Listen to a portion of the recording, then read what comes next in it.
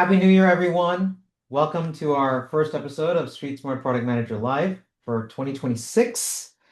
I hope everyone enjoyed the holidays. I hope your 2026 is off to a good start. I'm your host, Shardul. We have a great show for you today. We're starting the year off with everyone's favorite topic of 2025, AI. And to help us, we're joined by a very special guest, Saminata Bataiga, who I'll introduce shortly. For those of you who are meeting me for the first time, I'm Shardul, founder of Street Smart Product Manager newsletter and the host of the show. I've been around and done a bunch of stuff. You can read the slides, startups and Fortune 100s and everything in between. And I help product managers develop their careers as well as guide organizations in building and growing their product practice in a no-nonsense way that maximizes business impact. And I do that through this show and my free weekly newsletter. Look, I know how hard it can be to deliver results in organizational chaos, and it can be confusing, frustrating, and exhausting. But what I learned is that the things that they teach you in books and agile courses and things like that don't always work as smoothly as we think. So in my newsletter, I cut through all that and focus on down-to-earth, practical, real-world tactics. No fancy, fluffy frameworks, just the things that I found actually matter, and I've learned in over 30 plus years of doing this. So if you want career advancing insights most PMs never discover, subscribe at streetsmartproductmanager.com. So with that, let's get into today's topic. The question that we're going to be tackling today is what goes into an AI business case. So in 2025, as we know, there was a huge amount of buzz and a huge amount of money spent on AI initiatives. But then I saw research coming out that so much of this wasn't delivering the results that we were expecting. A lot of you probably have heard about the report from MIT. There was one by McKinsey, Rand, S&P Global Market Intelligence. They all reported on this in some fashion or the other. And that's when folks started realizing that there are costs involved in doing production grade AI that we hadn't really accounted for when we were vibe coding our prototypes and pilots. And they're a little different than what we're used to, especially compared to SaaS. Building prototypes and small apps or single deployments certainly look cheap and manageable. So, everyone obviously got excited with the promise of either being able to save costs, drive efficiency, those sort of things. But once you scale, real costs start to emerge, especially in enterprise deployments. So over the next 12 to 18 months, I believe that CFOs and boards, leadership will start asking a pretty basic question, which is what are we getting for all this investment in AI? And guess who they're going to turn to for those answers? Product management. So maybe you got told to just go do AI or go figure it out or just implement the thing. There wasn't any real justification or direction. It was kind of just handed to you, perhaps. And now, guess what's going to happen? You're going to be on the hook to prove that it was all really worth it. And it may not sound fair, but that's often the reality when it comes to these sort of new technologies. I just talked to a chief product officer last week, in fact, who told me that they did their annual review and they found that they didn't get nearly the return they were hoping for across all their product endeavors last year, including the stuff they did in AI. So maybe we need a bit of a rethink on how we model AI business cases, especially when we're considering enterprise-grade production-ready systems, but really, any kind of AI deployment. And I think this is going to be very critical in 2026 because AI is going to start moving from what I'll call a feature decision to an operating model decision. So that's why I invited Simonetta to join us today on today's episode to help us get 2026 off to the right start. So Simonetta Bataiga is a product leadership expert and a seasoned team builder with more than a decade of experience guiding product and business teams in highly technical environments. Most recently, she led the global expansion of the world's most widely used browser extension, AdBlock Plus, at IO. She scaled distribution through strategic partnerships with major browser vendors and built a diverse multinational business unit from the ground up. She doubled both users and revenue while maintaining a consistent focus on team health and cultural resilience. I really love that second part there, focusing on the team. Her product that her teams delivered are now used by hundreds of millions of people worldwide. Before joining IO, she oversaw the teams behind Cedo.com, where she helped build and scale the leading marketplace for domain names. I met Simonetta, I think it was through LinkedIn. Her content caught my attention, and what struck me both through her content and as I got to know her was her passion around inclusive team cultures. And she talked a lot to me about, and she writes a lot about this, but when leaders cultivate high-performing teams, it leads to commercially successful products that customers genuinely value. And that's what a lot of her coaching centers around. And that's what led her to found Inclusive Leaders to help organizations build environments where people thrive. So her work has centered a lot around how trust-driven product experiences create sustainable commercial advantage, particularly in this new era of AI. She also has a course called Business and Finance Skills for Product People. I recommend you guys check it out. It's on her website. This is a critical skill for product people, and I think it's going to become an increasingly more important skill for product people, and also one of the most common gaps that I see. She runs monthly cohorts. I believe there are 3 live sessions plus some coaching. She'll tell you more about it, but she's generously offering a special 20% off to everyone who joined for this episode. She has cohorts coming up in January and February, I believe. So you can go to our website, inclusiveleaders.blog, use the discount code StreetSmart20 to get your 20% off and take advantage of this offer. So, given our topic today, I honestly couldn't think of anyone better to help us talk through it than Simonetta. Simonetta, I'm so delighted to have you on. Welcome.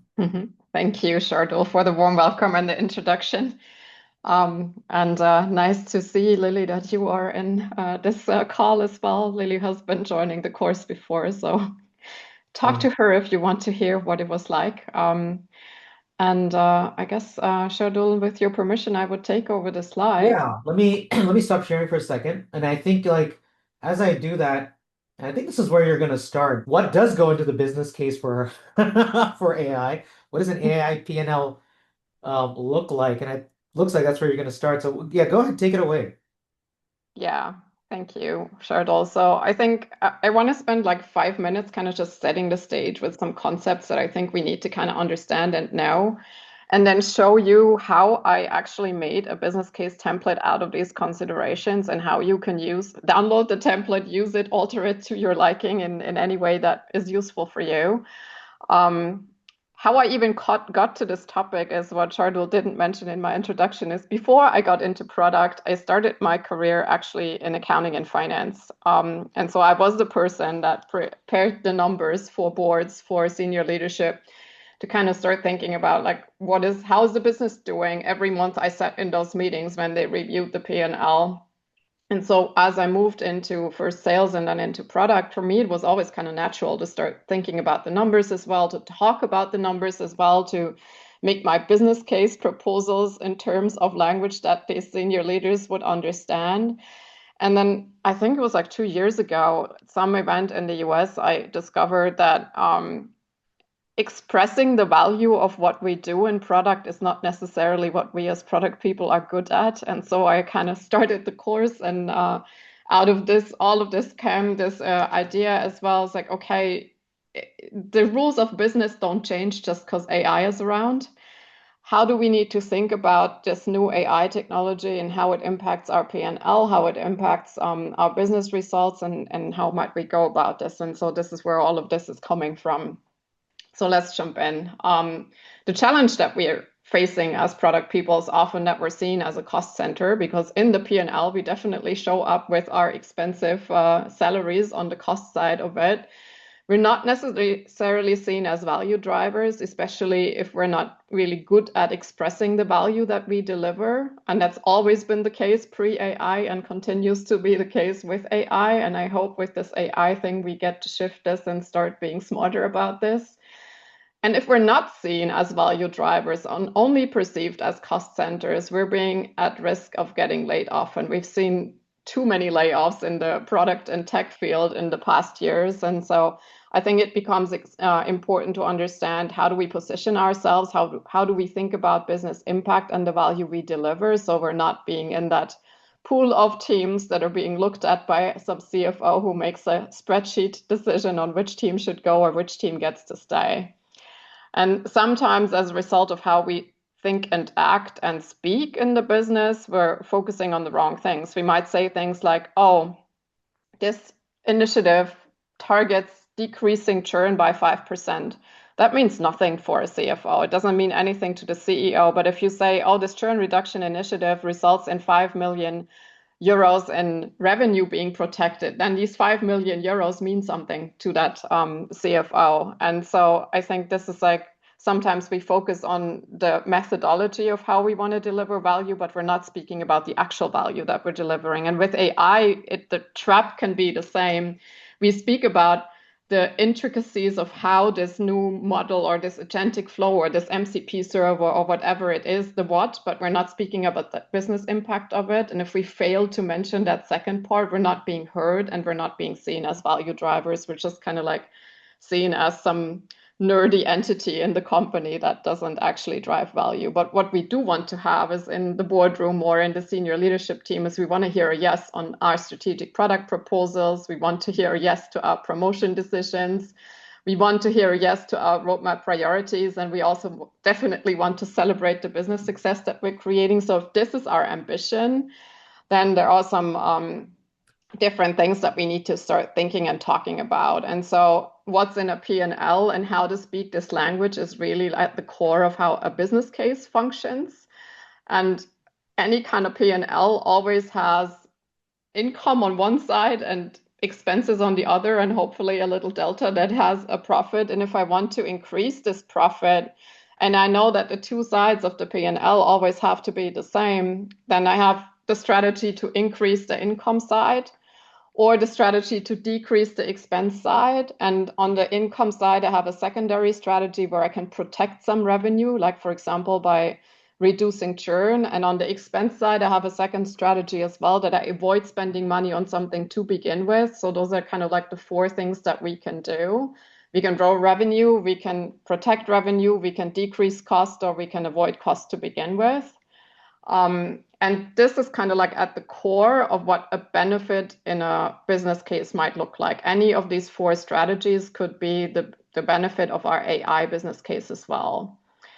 On the cost category side, when we're thinking about AI initiatives, there's people, there is the core AI platform, there's token usage, there's governance expenses, there's the data infrastructure, there's any kind of ML AI operations scaling exercise, any kind of additional scaling costs that we have as a result of getting something into production. And then there might be consulting fees or third-party fees or things like that that we need to consider.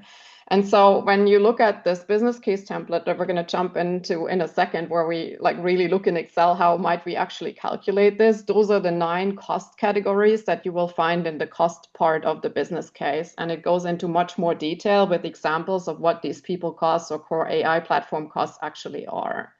Simonetta, one thing just to point out there, because this kind of surprised me when we were working on a Gen AI product, and just back on your previous slide where you mentioned the third-party costs.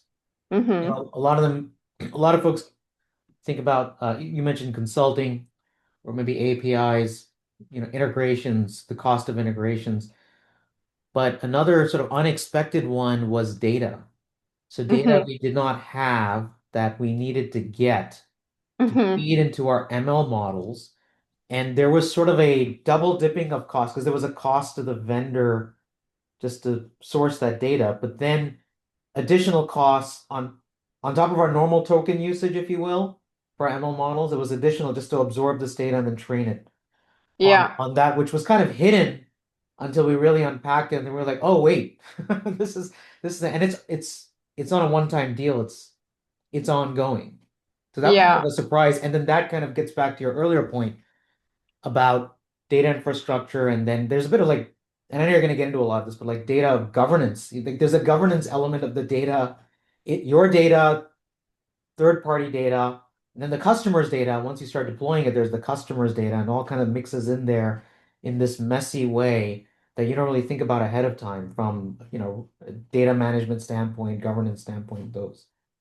Absolutely, you're completely right, Shardul. In fact, at IO, when we did train a machine learning model that helped us understand here is content we should block, aka ads, and here is content we want to show all the content that people actually want to consume. one of the challenges we had was having enough training data that clearly showed the model what is an ad, how do ads look like, and what is content, and how does content look like. And so one of the main challenges and super time consuming and delaying the process of getting this thing live was to just get enough training data in place. So it started with us having to scrape the web for ad content data and stuff like this. And it really nobody thought of this when we had first started, and it proved to be one of the main cost drivers of the whole initiative at the end of the day, because you not only had to like find the data, scrape it, label it, categorize Yeah. it, then train and everything. So it was very, very time consuming, much more time consuming than we had anticipated. You're completely right. Like there's in any of these categories, there's usually a surprise once you really get started. We did just a quick story. We did a pilot program with an enterprise client who's very, very keen on our solution. So they were a friendly client. And we did a very limited pilot deployment, very constrained use case. Um, but in order to do it, we had to use their data.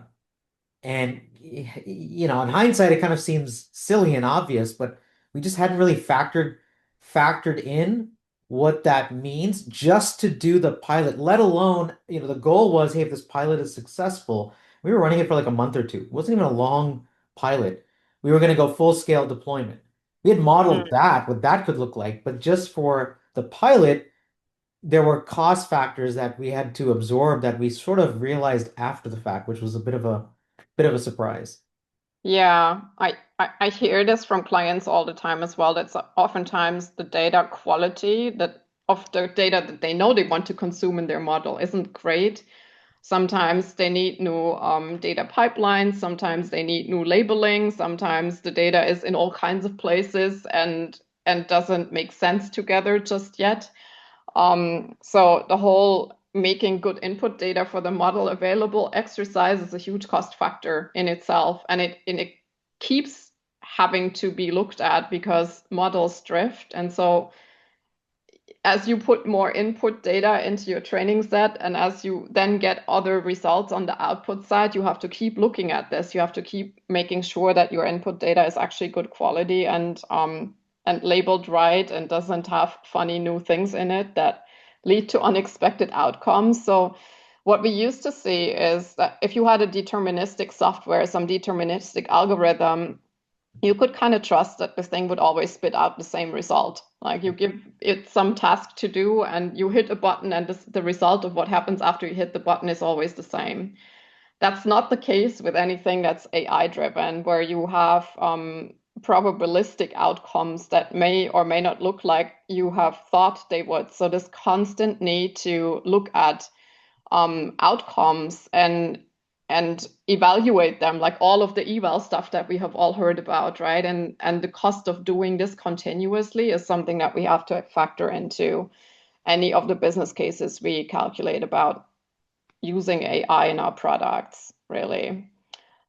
I'm going to kind of jump in and take a look at the actual template that I've published on my blog. You will all get the link to this, so don't worry. I the template is there, so you adjust it to your context. It's not useful as is. I mean, it's a nice illustration of how an AI business case might look like, but it's not useful as is. And when I would use this in your context, I would suggest that you aim for 5 to 7x the investment, the cost you spend on actually getting an AI infrastructure in place in your context. You should have at least 5 to 7 times that um, as your ambition level for what you want to get out of this AI business case, so that people in your organization will say, well, this was definitely worth it. This is actually adding something meaningful to our bottom line. So let's jump into the actual business case template. And I want to just mention it has 2 tabs. The first tab is an instruction tab. So if you are not following closely what I'm sharing right now, it has like everything in here as well. And in the second tab is the actual calculation, the actual sheet. You see at the top of it the benefits, and it So, follows. Samantha, do you mind zooming in a little bit? 'Cause I think it's Yeah, pretty sure, no small. problem. Yeah. I hope Thank this is you. a little bit better readable. Thank you. Um, so it follows that same logic that I laid out earlier, where I said if you have a P&L and you want to influence it, you can increase revenue or retain revenue, or you can decrease cost or avoid cost to begin with. So those are the four strategies at the top of this business case template. And then you see the cost items and the 9 categories you saw on the slide before: people, core AI platform, token usage, and so on, are broken down further here. So let's take this people thing just for example's sake and go a little bit deeper into the lines that are behind it. If you want to actually have a real infrastructure for multiple AI use cases in your organization, kind of like as part of your DNA, you probably will have at least one pilot team, for example, for machine learning engineers, one QA, one product manager, on top of getting this core infrastructure in place. And you probably also need data scientists that help you with the data pipelines, that help you with any kind of ML ops kind of a thing. You will have to look at the outputs of your model and bring domain experts from around the business into this conversation to take a look at whether the thing actually delivers the expected outcomes that you want to see, yay or nay. And you probably also have to spend some time on UI UX refinements, because you would have to have something in the UX of your product that communicates to the user that they're interacting with an AI-powered solution. So the UX will look different. The UX might have conversational elements in it. It might need a complete revamp, redesign in whatever form that might make sense in your business. I don't know what these things are in your business, but you can go line by line through this thing and just take a look and see, does this apply for you? Does it not apply? If it doesn't apply, you can take a whole line and just delete it. Um, So you Simona, can, just real quick on that on the people side, and yeah, I'm going to go ahead and just ask kind of the dumb question. Obviously, what you have in here for the people, the team members, I mean, those are just suggestions or placeholders. Obviously, like if I was doing this in my business, yeah, my if my pilot team looked a little different, that's what yeah, I would plug into that line essentially. yeah. You Yeah. and you go down here actually. There's a whole section here on your cost Right. assumptions where you say, I have one PM and they make roughly this much. I have Right. 4 machine learning engineers, they make that much, or I don't have any at all, right? You can just play with those numbers. You can say only 2 of them, right? And it will Right. change the calculations up here. The So other everywhere thing, where there's a yellow cell, you put stuff in. You see these numbers just went down, right? I'll put it back up to 4, I think is what it was. And so you see now that this number has gone up again. So it's like you can play with the sheet to your liking and put in the assumptions that make sense in your context. and the actually I don't again, I'm gonna be a bit naive, and I want to assume, you know, in the US, what we typically do and we're encouraged to do is put in the fully loaded cost Yeah, of the employee, yeah, or the person, right? So, whatever their salary is plus, whatever, 25 or 20 or 28%, 30%. yeah, And overhead that but that's what we're modeling out. So yeah, that, right. and and you don't need to know, because I get this question a lot, right? You don't need to know exactly how much Shardul is making or Simonetta is making to compute this sheet. You can go with average salaries. And I always recommend to people, hey, just like fill it out however you think is ballpark right. Yeah. And then go find a buddy and the finance team and have them challenge it for you. They will tell you if these numbers are like more or less right, or like 30% too low or too high or whatever. Yeah, I was gonna Um, say I normally did that. Like I got, hey, when you guys model things out, what are the numbers you typically use, including for overhead? That some might say, oh, we always use 27. This literally happening was we always use 27.5. I don't know why that's specific. But I was like, okay, that's you know what? If it gets me past the conversations, I will use that percentage. But right. it's a pretty quick conversation just to kind of get it from them. And the way you would do this, like let's take this PM's pay here, right? Like this is like European level, somewhat senior level person with some benefits in it. But let's say the PM on your team ballparks makes 250K, right? You could just say, okay, so this should be like 250,000 and then times your fully loaded factor, whatever that is, like you said, 27.5%, Yeah, right? whatever it So is. that would make it this number. And so it's very easy to just play with these numbers and put in whatever makes sense in your context. I don't know what that is for you, but this template lets you play with all of this. It also lets you play with, I don't know, like any kind of other thing that you want to put in there that makes sense in your context but doesn't make sense in mine. You can put any kind of number in any of these cells. You can say, oh, this happens every month. It happens like only once every year. You can delete things out of here and add things, whatever makes sense. This is Yeah. just basically like the raw structure of the kind of things that I think apply when you think about AI business cases, and then how you might model the assumptions of what the benefits are. And so I want to just show this to you down here as well. It's like here you can plug in numbers that you may have calculated elsewhere, right? Like maybe you think that you can create another sale of 150K revenue once per month because of this first use case idea you have, and you think that after 3 months you're ready, right? You can put it in here like this. If you think this should be like two of them, and it's like, so you just make this 300,000, right?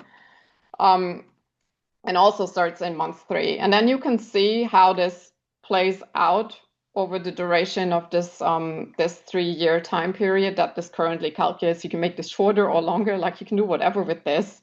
But it gives you an idea of what you have spent and what you're making. So let me just make this a little bit smaller so we can see this table here. And what you see here is like currently this calculates with roughly like 3 million in cost. And over 3 years, it makes like currently 17 million in return. But over the 3 years, you also spent 9 million. So this is not quite in the 5 to 7 times neighborhood just yet. So you start also seeing that if you do spend serious money on these things, the kind of size benefit you have to reap in order to actually get to this desired 5 to 7 times what you have spent to make it worth your while. And Well, I and think, I think that mileage might vary also depending upon what the company wants to accomplish, right? Like so for some companies they might look at that and say, hey, for our business, that's a good return. yeah, We're good with moving forward. And others might say, well, that's not enough. It doesn't make it worth it. You know, again, it can that's the conversation I guess we would each have to have internally. The other thing that I'd probably add, just based on my experience, would be oftentimes these conversations, because there's sort of assumptions laid on assumptions. So, yeah, it's less about the exact number. Oh, what, is it 17 million or 18 million or 17.6 million? It's more about, I call it order of magnitude, right? Like what, like I've been at companies where it's like, listen, if it's going to be less than 1 million, we're not interested, right? yeah, And at or less than, I was another less than 10 million. It's more about like, is this a small opportunity? Is this a big opportunity? That's kind of more, at least the conversations that I've been used to. I don't know if that's been your experience as well. More so than like the exact number that, oh my God, we guarantee we're gonna get 17 million. Like that's not what this is about.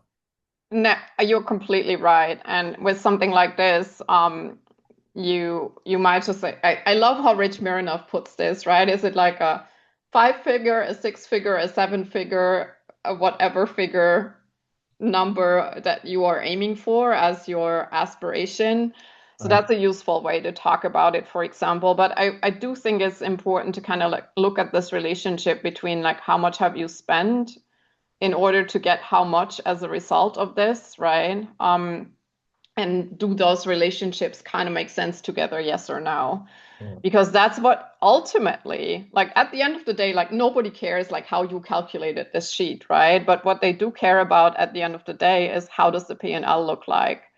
And these numbers either show up in the P&L somehow or they don't. And if they don't show up, we're back in this challenge from the very beginning that we're seen as, oh, we have spent big bucks on getting our organization AI ready, but the returns don't show, right? If the profitability of my organization isn't moving in the desired direction, nobody cares like how much effort we have spent in beautifying our data pipelines and thinking up complex machine learning models and coming up with 5 new ways customers can interact with our product. Ultimately, the organization has to earn money. And if that's not showing at some point, then we're back in the risky game of being laid off. I did want to dive into some of the costs you have there laid out on your in your calculator, but since we're on this topic of ROI, so there's a couple of there's one question we had in the chat, but there's one very basic question that I have. You said aim for 5 to 7x. Mhm. Can you talk what's the magic behind that? Why 5 to 7x? And is that something that's unique to AI, or is that more just of a universal truth? Can you maybe help unpack that a little bit? Yeah, so there's 2 ways I think about like the business impact that I should strive to have as a PM with my team's efforts, regardless of AI, right? So to answer one part of your question, is this like just about AI or a general rule of thumb? I think of it more as a general rule of thumb Mm. that's always been there. Um, From the perspective of your senior management, when they staff a team and pay you to create stuff with this team, right? They want to answer a very simple question. Is it worth it? Right? Can you earn Right. your keep? Um, so the absolute bare minimum that you must create is at least what you cost, right? If it's more expensive to employ you and your team, then whatever benefit comes out of it in terms of extra revenue or cost savings or combination thereof or whatever, then it's not logical to keep you around, right? Unless the redundancy of your team kills the entire business, you are in very dangerous territory if you cannot show that you create at least as much value as you cost yourself. But we're in a larger organization, right? There are our colleagues in the finance department, in the HR department, in other parts of the organization that aren't directly impacting value creation and still have to get paid. So we also have to create the value to be able to cover them and then some, right? Because if we have now created enough revenue, for example, to pay for the product team and the engineers and finance and sales, but then we're still only break even and not making money, then still this is not the ambition level of our senior leadership or the board or any investor in our company. They want to see a profit after all of this and ideally an increasing profit, right? So, um, and Yeah, some of the things that we plan to do will probably also not pan out, right? Like we're working with assumptions in this business case template. So this is kind of like the right. hopefully we calculated it somewhat carefully, right? And some of it might Yeah. overachieve, some of it might underachieve, but like some of it might not achieve at all. So if this is what happens, right? Then again, at the end of the day, someone will come and ask us overall, the portfolio of things you have done, how did you create value? You have to account for those things that don't work out. Yeah, Um, not to go down too much of a rabbit hole on this, but like I wrote in my newsletter and also had a LinkedIn post where I talked about just generally like a product team or a product manager needs to produce I forget the exact numbers, but something like 4x or something like that return with math, and I had math included in that, and it created quite the reaction. So yeah, it's definitely universally true. Obviously, there are some different factors with respect to AI, but I know Joe, you had a question kind of, it sounds like kind of related to that. Is 5 to 7x what you I want recommend to for non-AI business cases? So hopefully that helps get to that question. I want to add one more flavor to this, right? So I know I wrote the 5 to 7x in my slide and I explained how I'm thinking that this is kind of like my ambition level that I'm always kind of aiming for, right? The second consideration in this is if I want to actually use this to my advantage, right? And I want to have a career within an organization, I want to be seen as a value driver that is like meaningfully impacting my organization's bottom line, right? Because that's the fastest way to promotions. Now I have to kind of like look at one other metric within the context of my organization. And that's why in my course, like after week one, I always recommend to people go to speak to someone in your finance team, have them explain your P&L to you, the entire of it, not just what your team's contribution is, because you want to develop an idea of what is the overall size of your business, how much revenue, for example, does it make overall, how much would be like 10 to 20% of that, maybe like what that would be like if I think of a meaningful contributions to a company's bottom line, if I can get them to grow by 20 or 30%. In most companies, that's a good number to kind of aim Right. for, right? Yeah. In some companies, 20 to 30%, they laugh at you. Look at a Lovable this year. First year's growth is like has been explosive. If they were to only grow 20 to 30% in 2026, they would be royally disappointed, Well, right? and that's given the stage they're at and the opportunity they're Yeah, pursuing. And, right now, probably for companies like Lovable and others, like, for example, and I've been in these situations where, well, profitability is a little bit less important. What's more important right now for us at this stage is growth. And right. by the way, unspoken is supporting the valuation, right? Because that's Yeah. where the valuation is coming from. So yeah, I think that's a really excellent call out. And the other thing that I'd add to what you just said, Simonetta, is, obviously as a product leaders may have a bit more visibility, but if you're like just, hey, I'm just a product manager, I don't have visibility into the big the big P&L, revenue, whatever. But that's where I found like, okay, well, that's where to your earlier point, partner with the finance team. So whether you are getting that perspective from them ahead of time or you're putting this analysis together with whatever your assumptions and then sitting with them to kind of gut check, they'll give you that perspective to say, hey, like, yeah, 20 aiming for 20% is good. That's great. Oh, okay. Good to know. And otherwise they'll say, yeah, that's just not going to cut it. We need we Yeah. need we need bigger numbers. I have another anecdote about this, and this is from when I joined an organization that was building software for CFOs to run global teams and run payroll in 15 countries and do financials in all these places. And um, this company did consulting services around this as well. And I joined them, and I had the good luck that the CFO of the organization just sat a few offices down from me, and I had met her in the kitchen a few times, so she knew who I was. And maybe like 2 or 3 weeks into me joining that organization, I just walked by her office when the door was open, and I asked her, "Hey, Lynette, just out of curiosity, I'm new here. How does this organization take? What kind of size business case is actually sexy here? Are we talking 5 digits, 6 digits, 7 digits? Like what would make you smile?" Um, and it just gets you that ballpark figure of like in what kind of a way, if you created this kind of an impact, what would be seen as valuable here. And I think any product person in any organization should have an idea of what that number is, regardless of whether or not it's realistic for you to hit that, right? Let's say you work at Amazon, right? The chance that your idea in the next 3 months somehow magically adds 30% more revenue on this $1 billion P&L is like super small. Yeah. But to get an understanding for like when would you actually be noticed, right? Like what kind of a initiative would actually really drive value here is nevertheless important to understand. And then you can fall back on the 5 to 7x as this is my starting point, right? Like if I can create at least that, that's kind of like good enough for now.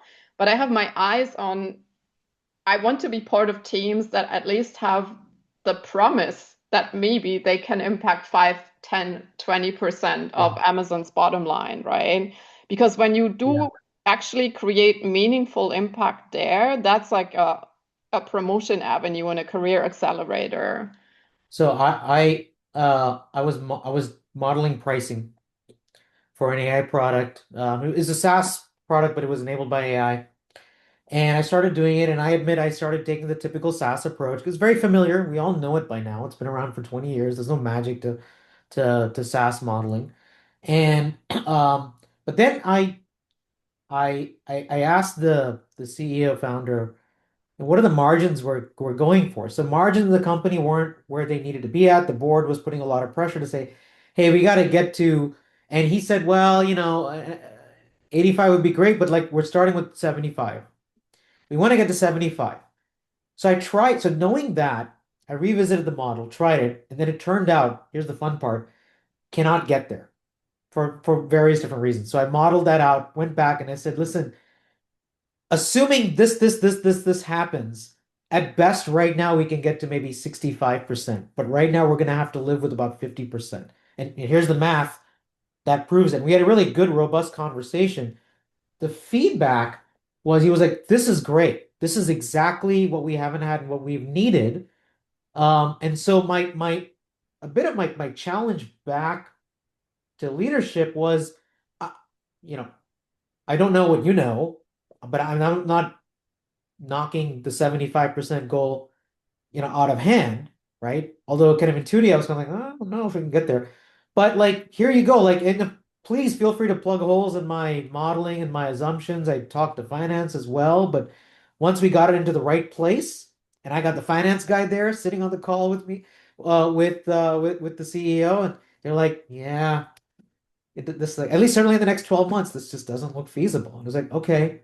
And he literally had to go back and update the board and say, guys, we gotta do a little bit of a recalibration on our expect. That was just for my product, let alone the business at large. So, I think your points are absolutely valid. Those are incredibly important conversations and perspectives. And if you can get them beforehand, it can kind of shape the direction you take as you model these out. Yeah, I mean, so kind of taking your story and like just painting a different future, right? Like, let's say you had not modeled this, right?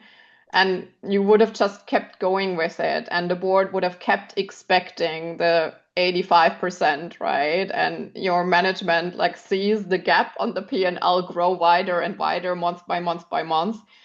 It is just a matter of time until they do come and they pressure you, right? Or they take a drastic measure and they take out the whole team and kill the initiative or something like this. This is what we want to try to get ahead of by modeling early and sharing our insights early with them so they have the opportunity to go back to the board before it becomes totally embarrassing, right? Yeah. Or they have the ability to shift early in the year and say, well, with this alone, we're not going to reach our goals. What else can we start doing now so we still have a shot at reaching what we need to deliver by the end of the year or by the point in time where investors are looking at us again or whatever it is, right? And I mean, not this is not relevant to AI business cases only. I think this is true for anything we do in product. If we Yeah. can responsibly show how something really doesn't add value and we can drive the decision to actually stop doing something or stop pursuing an idea, that can be as valuable as continuing to do something for the business. And it shows that you're thinking like an entrepreneur, you're thinking like a senior leader who has to make these decisions anyway.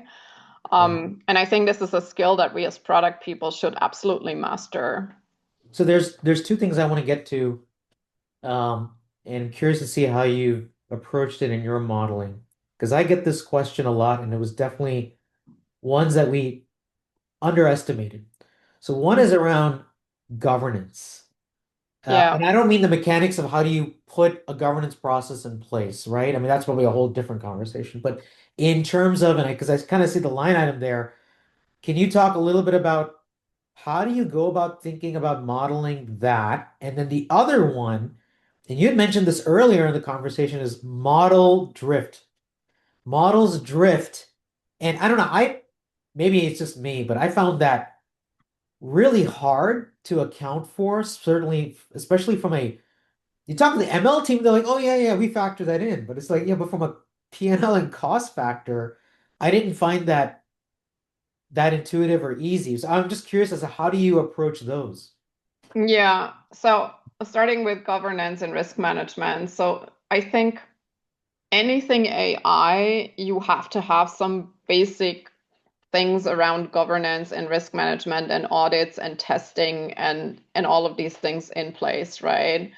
And does cost some money along the way because the legal and compliance landscape around the world keeps changing and shifting, right? We have the EU AI Act here in Europe. We have in China, there is new things coming out. If you run a global business, you have to kind of like keep looking at this and keep accounting some manpower on this, right? Some consultant or lawyer or whoever is going to look at this. If you are doing something that is falling under the UAI Act, for example, and is considered to be higher risk, then you will have this obligation to run these audits, which is why there is this line in here, and you can just say, okay, like once a year, I need to spend like 40,000 on this or whatever it is, right? It may apply to you or may not apply to you. You should be doing security hardening, pen testing, red teaming, secure data pipeline design updates, and like any kind of like security work as part of what you're doing, because you can just assume that people will try to hack your solution, that there is going to be attempts to game it, to maybe prompt inject something into it, whatever, right? So there's always going to be a little bit of load there. So it's just something that I think you just have to kind of like assume you're going to spend money more on continuously. And then the second question you had was on model drift, right? Yeah, so before we go, just real quick, just to add a point on the audits, I found this especially in regulated environments, industries, so like in healthcare. Yeah. And there's a marketing benefit to it as well, by the way. So because we would go and we would say we're going to get a third party to audit, and obviously there's a cost for that. So it not only helps us to keep our model and everything robust, and it's part of our governance, but also it's a great way then to position ourselves with our clients to say, hey, look, it's not just us saying that we produce good outputs and results. Here's a third party that's also endorsing and saying, hey, we've come in, we've looked at it. It's all good. So this particular specific example was in healthcare, where that Yeah. has become really important because we're dealing with patient data and documentation and all of that. I hear you, and you might argue that this is part of your revenue retention strategy, right? People don't jump ship because they keep trusting you, or maybe it helps you acquire clients compared to competition. But if you're just spending the money and you're not showing how it creates and which benefit it does create, right? If you have no capability of showing this on the P&L, it just looks like an expense, right? Yeah, Um, but come back to your second part of the question on model drift and things like this, right? I think as you can see in this sheet, like all of these line items, they keep going, right? It's not that like you can assume that sometime you're just going to be done with this, right? Like right. I don't think you will have your pilot team set up some sort of like baseline AI infrastructure the first 2 months and then there's no more maintenance. No, you're going to have to keep working on these things, right? You're going to have to also, and this is why also this output monitoring does not stop, right? You have to keep looking at the outputs from your models. Like there's a great course by Hamel something something and Shreya something, the AI evals course that's offered in the States for I think $5,000 a piece. Like people seem to really value it.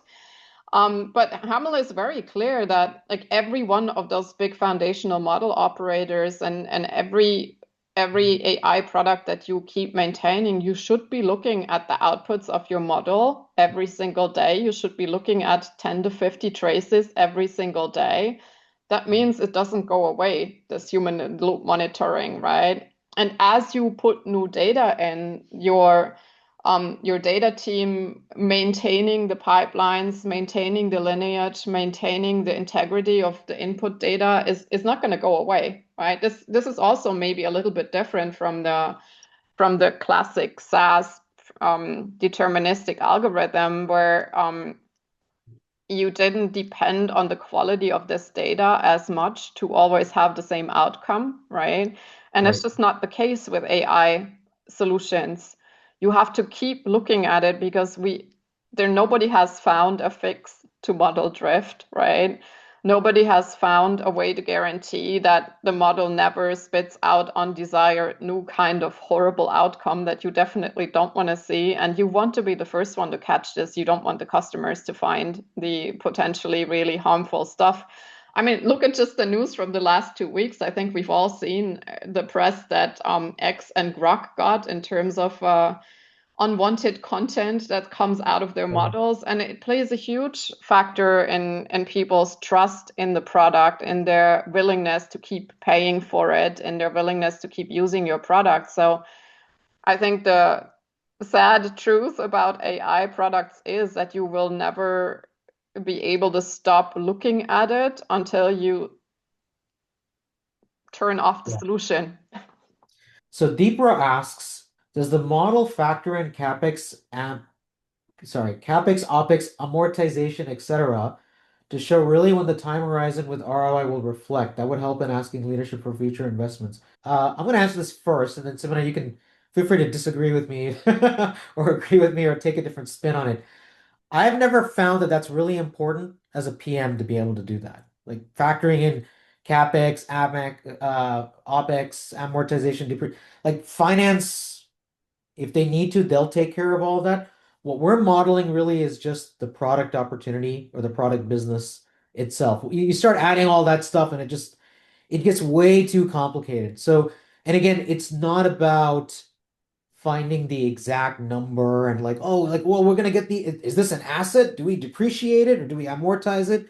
Is this gonna be a capital expense or is this gonna come out of the operating? Like, that's not where I would even start to think about the conversation. Ultimately, frankly, finance is going to make that determination anyways. The CFO is going to make a recommendation to the board, assuming it's that level of investment based on the criteria, the financial criteria they've established at between the CFO and the board level.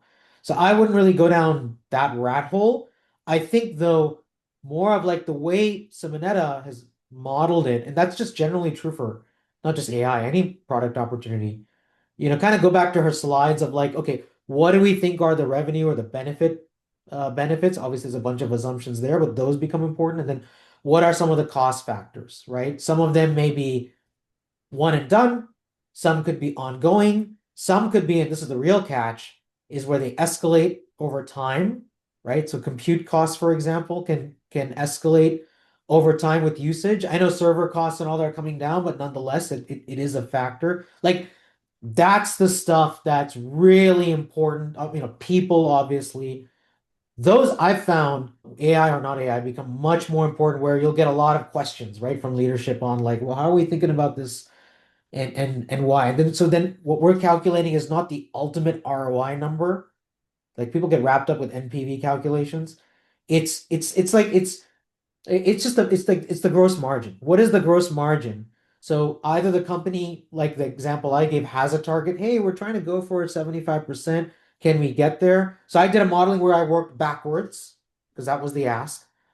Or so either we're working backwards from a desired number for reasons, or we're working up to a number. Is this a 4-digit, a 5-digit, 6-digit, 7-digit, 8-digit opportunity, right? Is kind of what we're looking like. So I don't know, Simon, if you have any additional Yeah, to add on that. in my course, I kind of get to this point with a bit more detail, but particular when it comes to AI initiatives, I'm sure CFOs will get creative with this, but one of the criteria for a CapEx project is that it has like a fixed start and end date. And as the nature of these things is that you cannot really put an end date to it, you have to keep maintaining it, right?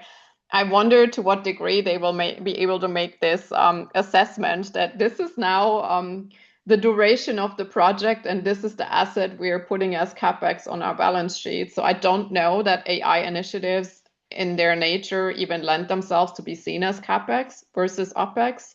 The sheet does model it out all as OpEx, but even if you were to go through this financial gymnastics and make part of it a CapEx project, in the coming years, the depreciation of this asset would hit your P&L the same way and you're back to square one, right? It just delays the effect on the profitability a little bit, which may help in your current funding round.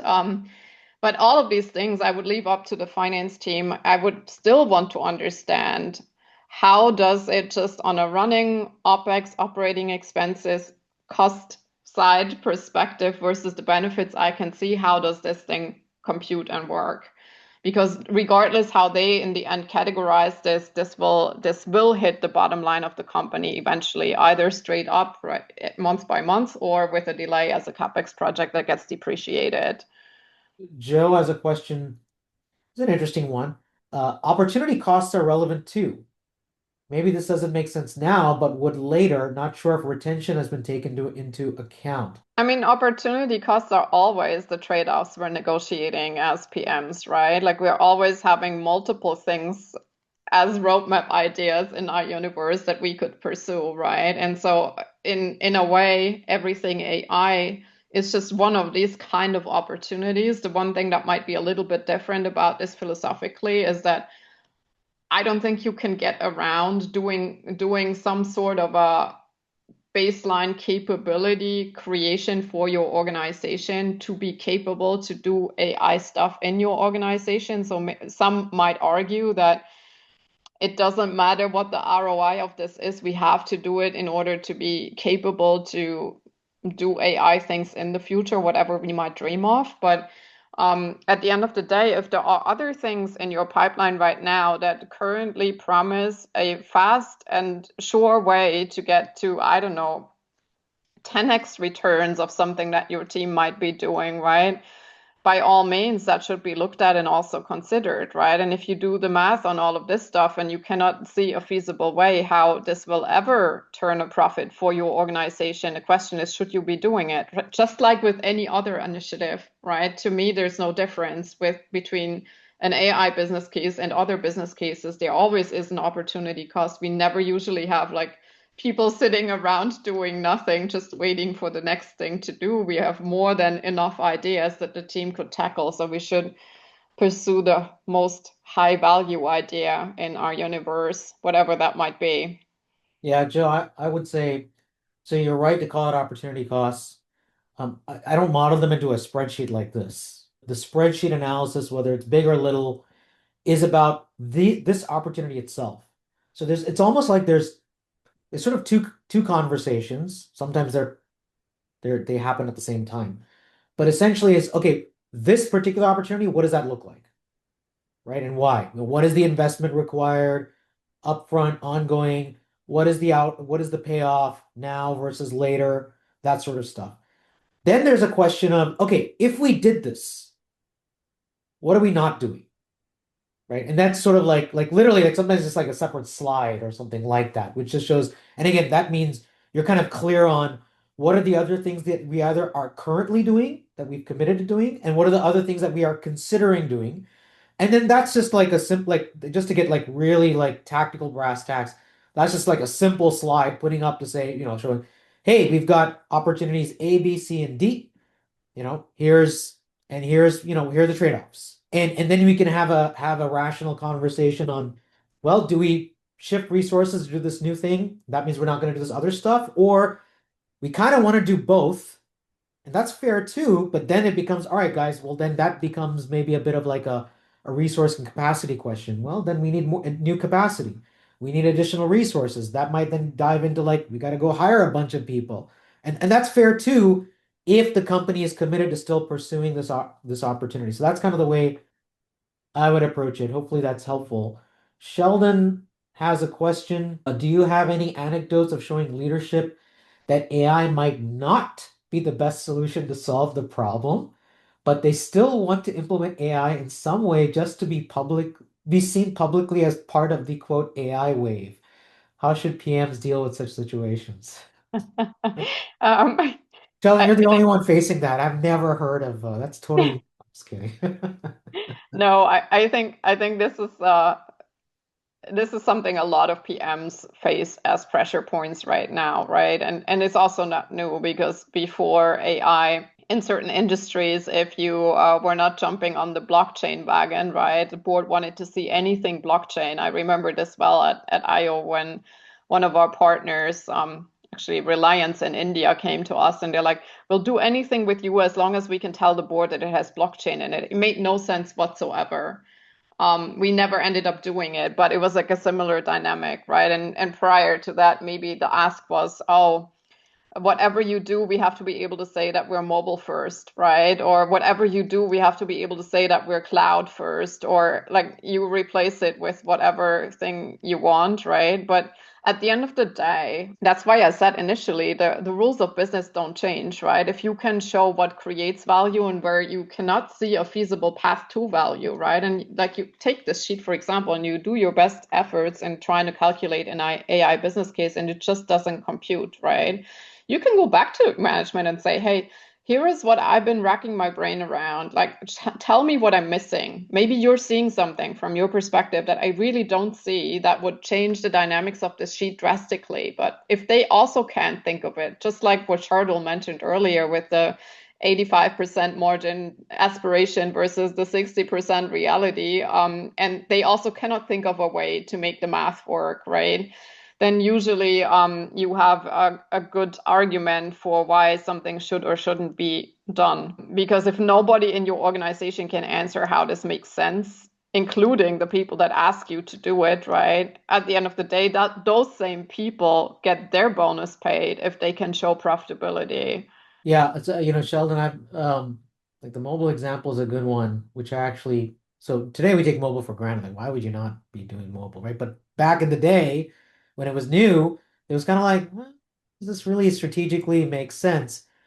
I've just learned to take a very pragmatic approach based upon the culture and the environment at the time. So right now it's like, hey, we got to do mobile. It could be because, and sometimes this is shared and sometimes it's not shared, but it could be just visibility in the marketplace to show that you're an innovative leader, right? We literally will get clients calling our sales team because mobile is the hot new thing and they just want to know, right? And you just have to have something to show them, or maybe we're pursuing an investor. Now, they may not definitely share that, but they're pursuing some kind of investment, some strategic partnership with a or joint venture opportunity, right? Where that becomes really, really important just to showcase. And you got to have something real. So the environment is such that they're willing to actually almost irrationally spend money and resources. But here's the thing, the bill will come due eventually. So I would still, to Simoneta's point, take the time to try and model it out. I would share that openly and transparent. Hey guys, just so you know, here's where this is leading to.